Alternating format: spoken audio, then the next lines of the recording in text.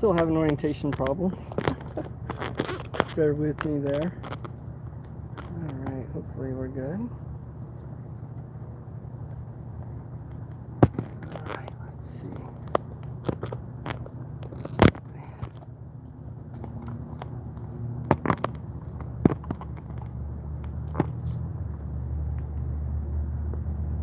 Alright, got the camera fixed.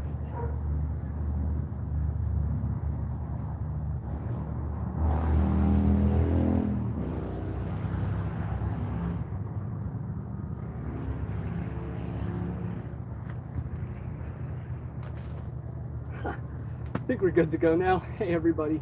So I'm out here in the garden actually, and I'm using this little black light that's usually used for detecting counterfeit money, but what I'm doing with it is I'm out here on my tomato plants.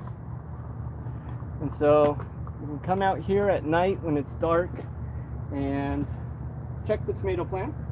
And what I'm doing is I'm looking for the horned worm. And so the horned worm will completely decimate a tomato plant really quickly. And under this black light, they glow and they will light up just like these little white clippings. I don't know if you can see that. But anyways, just helpful tip. That's actually not why I'm out here right now. There we go. I don't know how well you can see me, but I'm out here in my garden right now with this milk.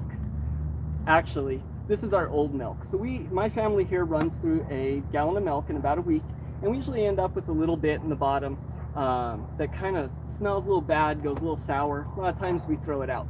Don't do that. So that's why I'm out here actually. What I've done was I took that little bit of sour milk and filled it the rest of the way with water, and I'm going to go ahead and add this directly to the garden. Normally I wouldn't do it at night, but for point of the video. And so what that's going to do is add a whole lot of calcium to these plants as well. Come follow me.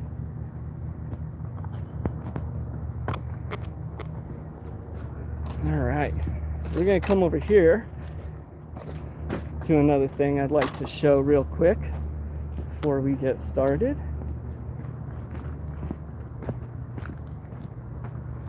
So we're gonna head back here,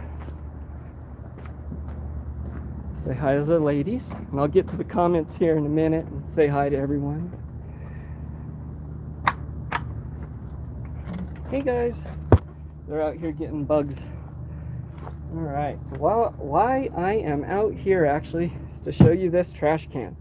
So this is 20 gallons of water for my chickens that feeds from the roof, from the rainwater, and right into it, where it's pumped out and into their dish. And it looks like they've actually knocked down now. So I'll be fixing that. But this is my chicken water. And so this 20 gallons will last these chickens about a week and a half, sometimes a little bit more, and if it's raining, last a whole lot longer than that. So we'll head around now.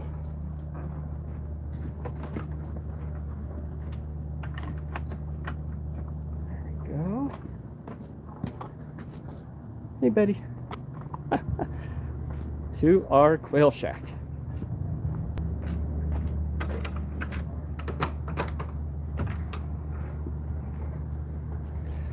Alright, so I'll get this camera. Before we set that down, what I want to show in the quail shack, and I showed this before and last time, this is a 5-gallon jug of water. And this, oh, I got my volume going. There we go, sorry about that. And so this is 5 gallons of water that feeds the quail here, and this lasts about a week and a half as well. And so I can refill that.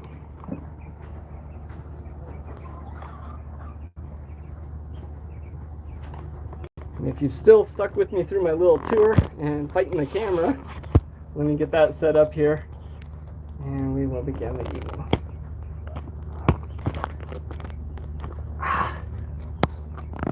I'll get a lot better at doing this, hopefully. There we go. All right, awesome. Well, a little bit out of breath and it is hot, so you'll have to bear with me. But welcome everybody. I'm Matt here with Grafter Branch Homestead.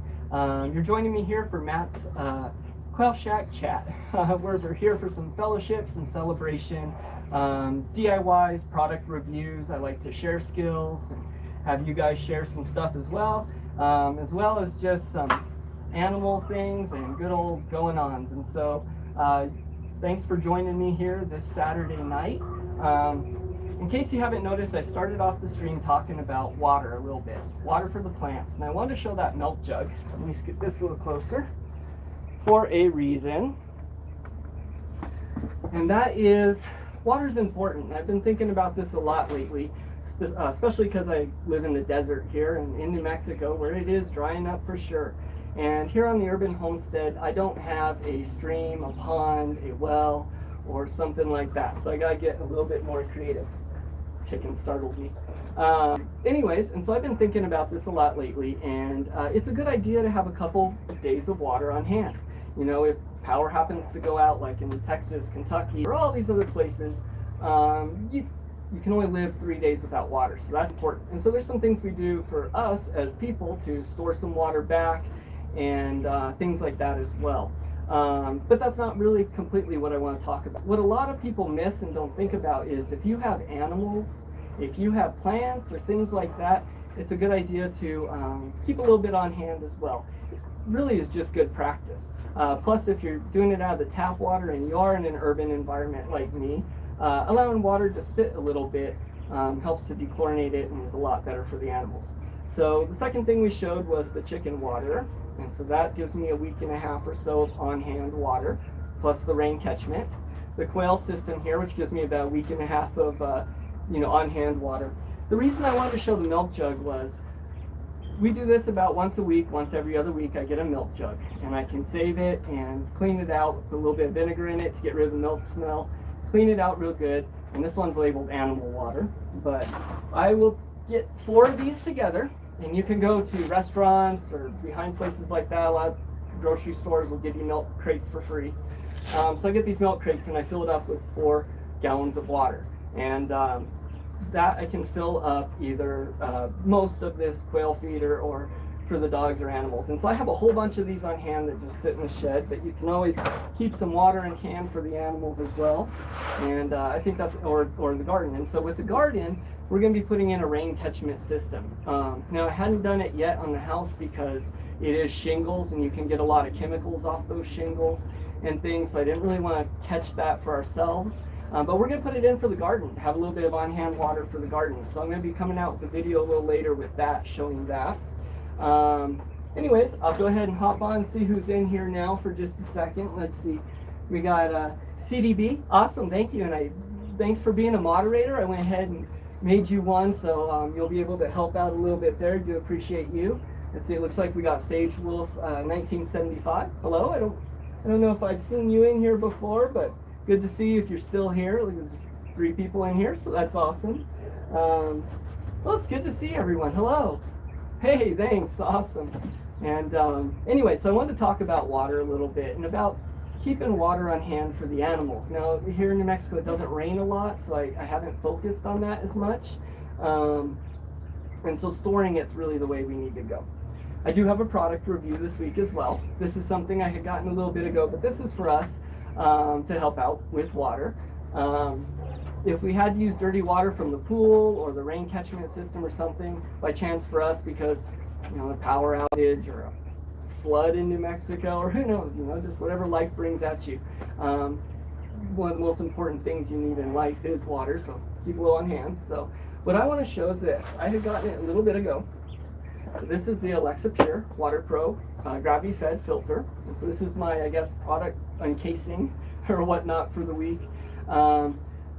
This, excuse me, this is an affordable water filter. It's a little more expensive than just like your Brita one, but not bad. And so compared to something like the bigger units, like the Berkey or things, which are awesome, and I do have some filters. Hey, Hilda DC, good to see you. Thanks for joining. That's awesome. Anyways, and so the Berkey filter is great, but those things are going to cost you about $350, and so those are pretty expensive.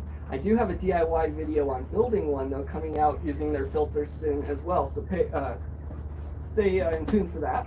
But this is the Alexa Pure water filter. This one I was able to get, I think they were running it on sale as less than 200, so that's good for these. And I'm just going to do a quick little unboxing of it. Now, the reason these are good is they have some charcoal filters that will filter out contaminants from water. It will take out, you know, your chlorines and fluorides and other chemicals and things like that. And so in this box, what I have pulled out is the top chamber. And so this is going to be a stainless steel chamber. You've got your 4 holes on the bottom and the lid as well.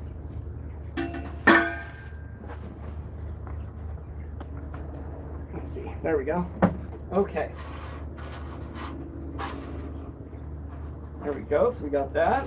And then right out of this box as well, let's see.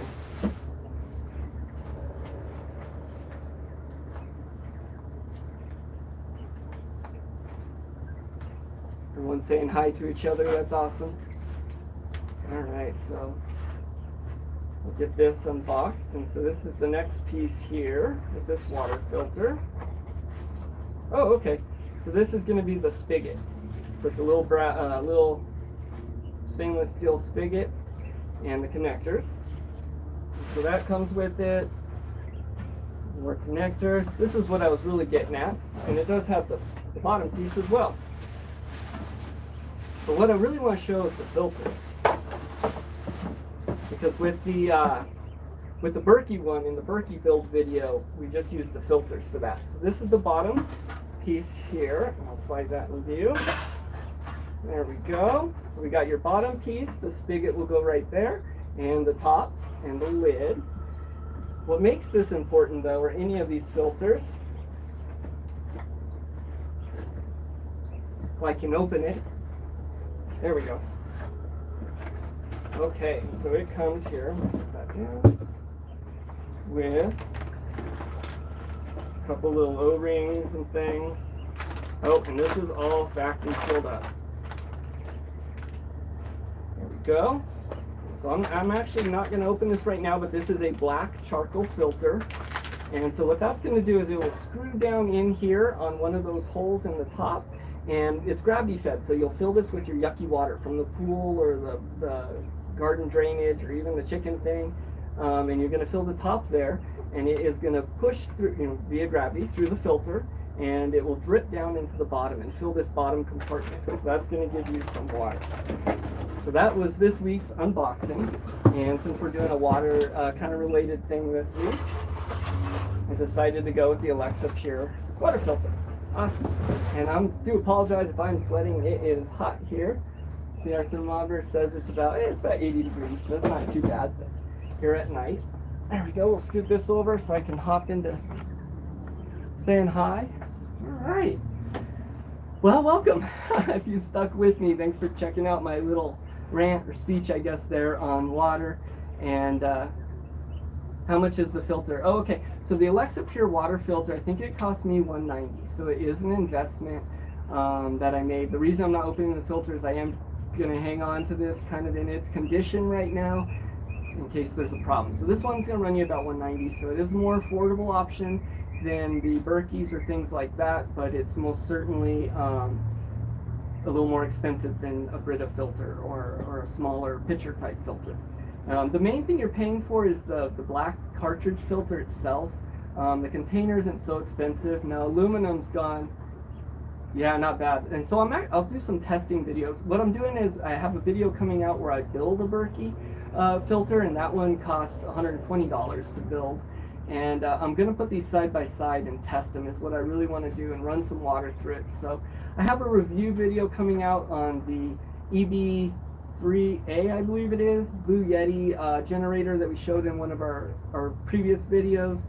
So the review video for that's coming out, and the review video on these are coming out probably in about a week here. And so I really just wanted to do a little unboxing and product show. So $190 is not bad though, it really isn't. There's a good deal on these. Like I said, you can only go 3 days without clean water, and if there was something to happen, you know, and what really gets me is I'm here in the desert, and so if power went out because of a storm, or like they're saying there may be blackouts in California or brownouts or whatever, if these things did happen, and the water pump stations go down, you're not going to have water either. And a lot of people don't think about that. And not only do you need water, but your pets need water, your garden needs water. Keep a little bit on hand. Another thing we do is I grab one of those $1 jugs of water whenever we go to the grocery store and throw them in a corner somewhere. So it's good to have those on hand as well. And so let's see. This week's been kind of crazy. It's been monsoon season here in New Mexico, so it's been raining a whole lot. It was actually looking like it was going to rain a little earlier here, but it stopped. And so I've had to deal with that. We have family in town, which is awesome. So I've been getting to enjoy some company with family a little bit and do things like that. No updates on the Quail Shack itself. I haven't done any more on the building yet. Just a lot of plans and whatnot. I did want to show you one of these little quail because something that concerned me a whole lot when I first got quail was they like to pull each other's feathers out and they can be real aggressive. And so I have one that they've gotten a lot of his feathers out of the top of his head. It's normal. I'm going to take him and put him in one of my other single cages just so he can recoup a little bit before I add him back into the flock, or actually quail, it's a covey.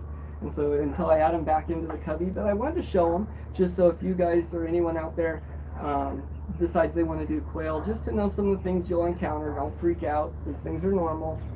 So let me grab her. I'm sorry. And sometimes they can look pretty beat up. So this is, this should let me. This is this little quail, and they can be feisty. And so you'll notice on the back of her head there, they have pecked a bunch of her feathers away. And on here too, and they're picking on her. You know, she's healthy, she's fine, but she is losing some feathers. Occasionally they'll go for each other's eyes too and things. We did have a few injuries, so I have 2 quail in med bay there. With this little one here. And so quail are great. They will do this to each other from time to time, and that's absolutely normal. Whoop. Now I gotta chase her. Give me just a sec. So everything likes to eat quail, and we have a neighborhood cat right now, actually 2 of them, that are our big predators around here, as well as a squirrel. And those have been trying to put her back. We'll put her back in here for now. There we go. And so I've been having to chase the cat off and everything. Everything likes to eat chicken, everything likes to eat quail. I'm going to fix my chair and scoot this back and realign. There we go. Okay, so that's a little bit what's going on with me. It's been a good week. It's been a tiring week, but not a whole lot else here on the Urban Homestead. The opera music at the moment has stopped. It was blaring a few minutes before the live stream, so I was not sure if this was going to work out. But hey, we got 4 thumbs up there. That's awesome. And still 3 people in here, so hello. I guess how's all your week been going? Anyone got any things they need prayer for, or would like to say, or celebrations, or anything like that going on? Let's see. So I got my computer over here this time to help me out chat a little bit, but let's see. How's your lovebird doing there, CDB? Is it still doing good? I know you had a baby lovebird there. If you're still there, that's okay. If not, I'll chat a little bit more here about things going on. Oh, okay. Growing and flying already. That's awesome. Wow, that's fast. That's fast. That's cool. Lovebirds can be really neat. And so I actually didn't think I would like birds as much as as much as I do. But once I have them here, they can be addicting. That's for sure. I know anyone that has quail or anything like that, there's kind of a running joke called quail math, and I'm going to completely butcher this, but it basically goes, let's see, how did the little saying I heard go? It says, what was it? I asked my wife if I could have 2 quail. She said no, but God wants me to have them, so 50 it is, or something like that. I probably butchered that, but it's true. They can be addicting. The chickens too. So I definitely feel that for birds now a little bit.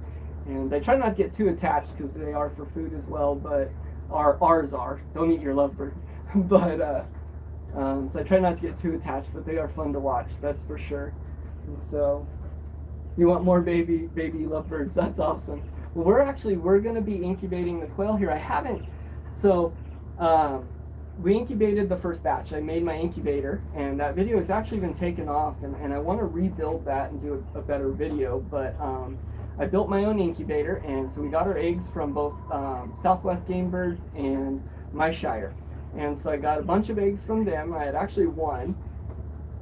Incubated them in the homemade incubator. We had about I believe it was a 75 to 80% hatch rate there. It was really good on that incubator. And it runs off just a 60-watt bulb and a little fan, pretty much. I haven't tested the wattage on it, but it's not a whole lot. And so I want to tie that into the solar system out here. And my goal is to make the Quail Shack out here insulated, able to house my egg layers, my breeders, med bay and whatnot. I'm also going to put the quail brooder out here and the quail incubator, and I want all that run off solar. I want all that on the self-watering system tapped into the roof that's going to fill a 50-gallon drum on the back with a pump. I want everything to be completely off-grid. Why am I doing that? Well, one of my main goals here, I have no illusions. I know this isn't a homestead, and I know, you know, I don't have the land and stuff. However, I am developing the skills, and so if I can make this quail shack and chicken run completely off-grid with the sink, with the power, you know, the whole 9 yards, then that's one step closer to being able to set up a whole house system when someday I do get some land. So we got a couple more comments here. Who's having a baby? I'm not paying attention. Ooh, ice cream sounds good right now. I'm jealous. I have to be honest, I watched some of your videos there, Hilda DC, and some of those things look so good, and it is hot. So I hope you enjoy the ice cream. It's a baby lovebird. Yeah. All right, let's see. They're cool. Animals are fun. And that was part, you know, again, to tie it all back together. If you have animals, keep some water on hand for them, just in case you have a 3-day emergency or something. You don't want your animals to suffer, you know. So just as it's important for us to keep a couple extra milk jugs of water laying around for those birds as well. All right. Cool. It's kind of, I guess I'm delayed a little bit. It's kind of weird watching it on the computer here. But I'm glad everyone that was able to hopped in. I do these kind of late at night, and I've been told a lot of people miss coming because it's Saturday night, 8:45. So I have been considering changing the timing. Well, to be completely honest, the whole reason I chose Saturday night at 8:45 Mountain Time in the first place was because I'm extremely nervous about doing live feeds, and as you can tell with orienting my camera and stuff, me and technology don't do well together. So I thought if I did it late, then I could avoid you know, having people that aren't, I guess, already subscribed or good friends with the community in here as much until I get more of a hang in it. So hey, thanks, appreciate that. Water is easy to forget about, but number one in emergency. You know, it's number one. You really need it. You can't go without it. And 3 days without water, that's all you can do. Your animals probably even less. In the garden, probably 1 in this heat. And so just something to think about.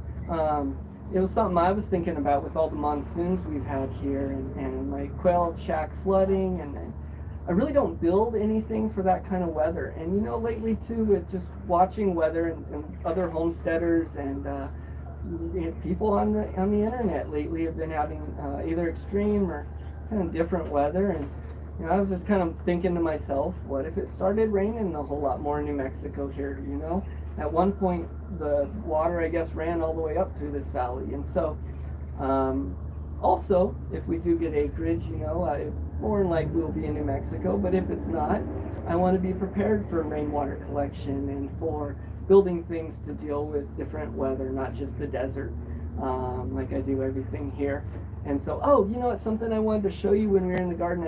I do have a video on, but if you are in the desert, like I know a lot of my subscribers are, and you're really struggling with those triple-digit heat temperatures that it is right now, and everything just drying out, because I know here in the desert, because there's no humidity, the air will actually just suck all that moisture right out of the soil, and it'll dry it out and kill your plants from the roots up.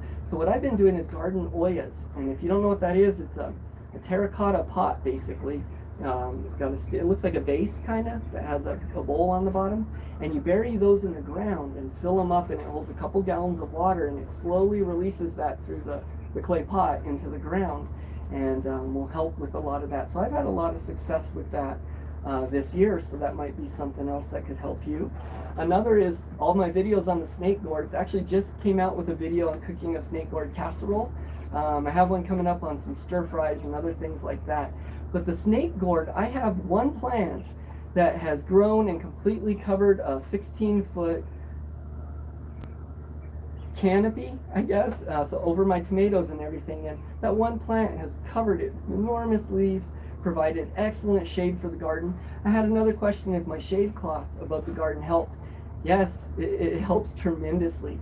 So in New Mexico here, these plants get a good like 14 hours of sun, and in the summer when it's in its double and triple digits and well up over 100, it just bakes everything. And so I have the shade so it gets the morning sun and the afternoon sun, and the great success with all the plants under it. So that's definitely a suggestion. And so I don't know if you heard the little quail here, you watching my videos, that was one of the roosters actually, and that's the crow they make. And so I really like it, but yeah, and so there's that. Oh, let's see. Good.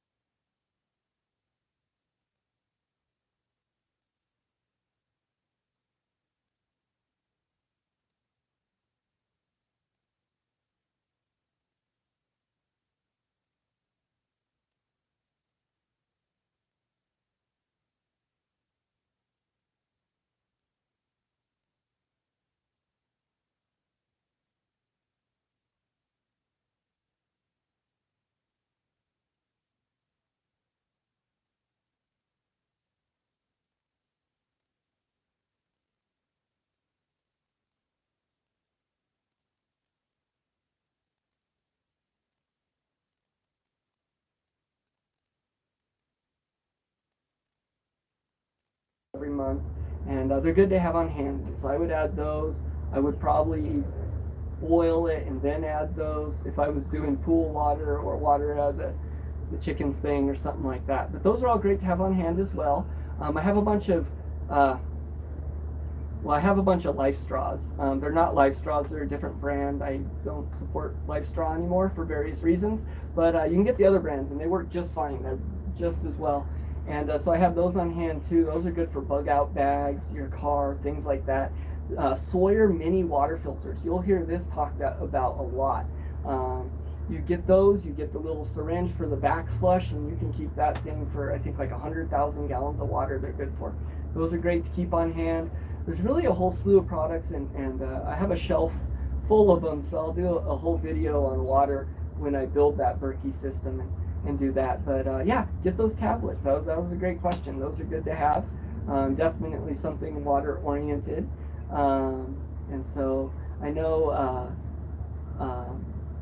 you can get really expensive ones, but you really don't need really expensive ones. Now, if you're looking to take out other contaminants, like radiation or things like that out of the water, there most certainly are special things you can buy in filters. I really am looking more towards things coming off the roof tiles, or bleach or fluoride or chlorine or whatever in the water. If I'm running tap water, that's a good idea. Hey, here's another little tip I wanted to mention, and I was actually watching Danny over at Deep South Homestead. Hey, if you haven't checked, I know I like to shout out a couple channels in all my videos. I don't think I shouted out Hilda DC. She has a channel as well, and if I haven't shouted her out, if you need a good time, I don't know if she's still here, but if you need a good time to get away from everything and just watch some good entertainment, that she believes in Christ, and she has some fun videos, and that's a good channel to check out as well. So head over there. But I was talking about Danny at Deep South Homestead. Another one. Go check out his Porch Times. That guy kind of has a handle on things a little bit, and he's a good one. You know, some of the other great ones I shout out, I like to shout out, is Arizona Highland Homestead. Go check out Nick over there. Go check out Papa Pepper. If you haven't checked out his channels, yes, check those out. There's some good ones. There's lots of other ones. I'm going to miss a lot of you guys. I know most people that watch the recap there, but a lot of good channels to watch. But Danny over at Deep South Homestead was doing a kind of really cool video that I watched recently, and what he was saying was to take, if you are, I think his wife actually, but if you are canning things, and let's say it's a 7-quart canner, but you only have 5 quarts to can, she was saying can a quart of water. And I thought, well, that's crazy. Why would I waste one of my jars and stuff canning a quart of water? You know, that's not, doesn't seem like good value there. And the reason she was saying is you can always use it for sterile water. For medical things, you need sterilized water. I don't have one, but I understand with sleep app machines, you need distilled or sterilized water. Can a couple things of water. Keep those on the shelf. That couldn't hurt. And so I haven't done that, but you know, I might throw a couple up there, and if it really just stores the jar, I can switch out a lid and store something else in there. So I thought that was a great tip. But let's see. So I've been on half an hour here. I was going to try and run for an hour. To be honest with you, I'm absolutely beat though. It's 9:15 this time, so I think I might be wrapping this up a little bit. And so got some good tips, some good talks, some shout outs. I really appreciate everyone joining today, and that's awesome. And thank you, CDB, there for being a moderator, and thanks, Spice of Life family. Thank you, babe, for hopping in there. Definitely appreciate that. And for joining my little quails here. They're eating right now, and I think it looks funny. You'll see some other feathers missing, but they're too much fun. All right, but I am going to go ahead and wrap this up. You know, I do get really anxious, and so actually we were coming over from my brother's tonight, and I was telling my wife, you know, I'm exhausted from everything going on, and I don't know when we're going to be back, and I think I might cancel my live stream. And she said, absolutely not. I'm not going to let you do that. You'll be mad at yourself. I need to keep up with the timing of it. I need to keep up with punctuality and doing it every week. So whether I feel like it or not, thank you for joining, everyone. Stay strong. Join me next week, where I will have another different little theme that we'll talk about here. So stay tuned for my community post on what that will be. Thank you for joining. Have a great week. Till next time. Have a good one.